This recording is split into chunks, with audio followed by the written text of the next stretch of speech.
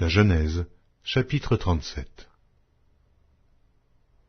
Jacob demeura dans le pays de Canaan où avait séjourné son père. Voici la postérité de Jacob.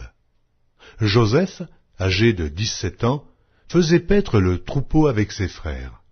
Cet enfant était auprès des fils de Bila et des fils de Zilpa, femme de son père. Et Joseph rapportait à leur père leurs mauvais propos. Israël aimait Joseph plus que tous ses autres fils, parce qu'il l'avait eu dans sa vieillesse, et il lui fit une tunique de plusieurs couleurs. Ses frères virent que leur père l'aimait plus que tous, et ils le prirent en haine. Ils ne pouvaient lui parler avec amitié. Joseph eut un songe, et il le raconta à ses frères, qui le haïrent encore davantage.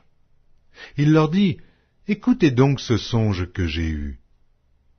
Nous étions à lier des gerbes au milieu des champs, et voici, ma gerbe se leva et se tint debout, et vos gerbes l'entourèrent et se prosternèrent devant elle. » Ses frères lui dirent, « Est-ce que tu régneras sur nous?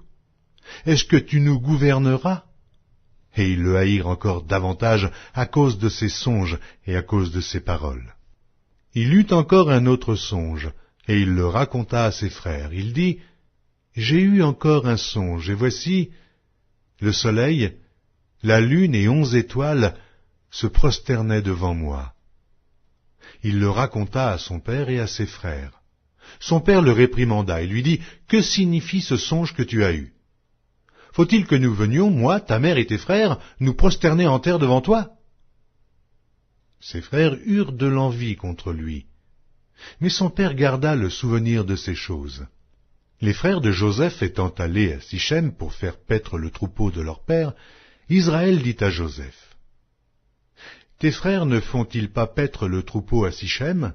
Viens, je veux t'envoyer vers eux. » Et il répondit, « Me voici. » Israël lui dit, « Va, je te prie, et vois si tes frères sont en bonne santé, et si le troupeau est en bon état. Et tu m'en rapporteras des nouvelles. » Il l'envoya ainsi de la vallée d'Hébron, et Joseph alla à Sichem. Un homme le rencontra. Comme il errait dans les champs, il le questionna en disant, « Que cherches-tu? » Joseph répondit, « Je cherche mes frères. Dis-moi, je te prie, où ils font paître leurs troupeaux. » Et l'homme dit, « Ils sont partis d'ici, car je les ai entendus dire, « Allons à Dothan. » Joseph alla après ses frères, et il les trouva à Dothan. Ils le virent de loin, et, avant qu'il fût près d'eux, ils complotèrent de le faire mourir. Ils se dirent l'un à l'autre, « Voici le faiseur de songes qui arrive. Venez maintenant, tuons-le, et jetons-le dans une des citernes. Nous dirons qu'une bête féroce l'a dévoré, et nous verrons ce que deviendront ces songes. » Ruben entendit cela, et il le délivra de leurs mains. Il dit, « Ne lui ôtons pas la vie. » Ruben leur dit, « Ne répandez point de sang. Jetez-le dans cette citerne qui est au désert, et ne mettez pas la main sur lui. » Il avait dessein de le délivrer de leurs mains pour le faire retourner vers son père. Lorsque Joseph fut arrivé auprès de ses frères, ils le dépouillèrent de sa tunique, de la tunique de plusieurs couleurs qu'il avait sur lui. Ils le prirent et le jetèrent dans la citerne. Cette citerne était vide. Il n'y avait point d'eau. Ils s'assirent ensuite pour manger. Ayant levé les yeux, ils virent une caravane d'Ismaélites venant de Galaad. Leurs chameaux étaient chargés d'aromates, de baume et de myrrhe, qu'ils transportaient en Égypte. Alors Juda dit à ses frères, « Que gagnerons-nous à tuer notre frère et à cacher son sang? Venez, vendons-le aux Ismaélites et ne mettons pas la main sur lui, car il est notre frère, notre chair. » Et ses frères l'écoutèrent. Au passage des marchands madianites, ils tirèrent et firent remonter Joseph hors de la citerne. Et ils le vendirent pour 20 sicles d'argent aux Ismaélites, qui l'emmenèrent en Égypte. Ruben revint à la citerne, et voici, Joseph n'était plus dans la citerne.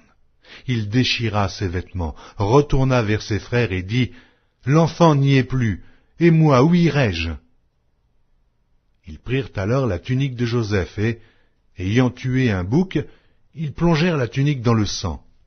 Ils envoyèrent à leur père la tunique de plusieurs couleurs, en lui faisant dire « Voici ce que nous avons trouvé.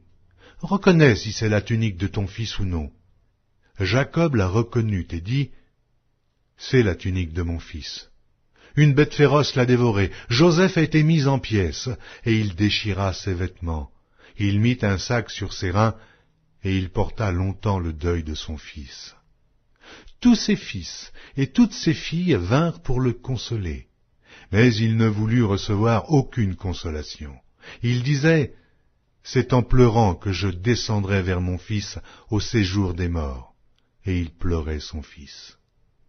Les Madianites le vendirent en Égypte à Potiphar, officier de Pharaon, chef des gardes.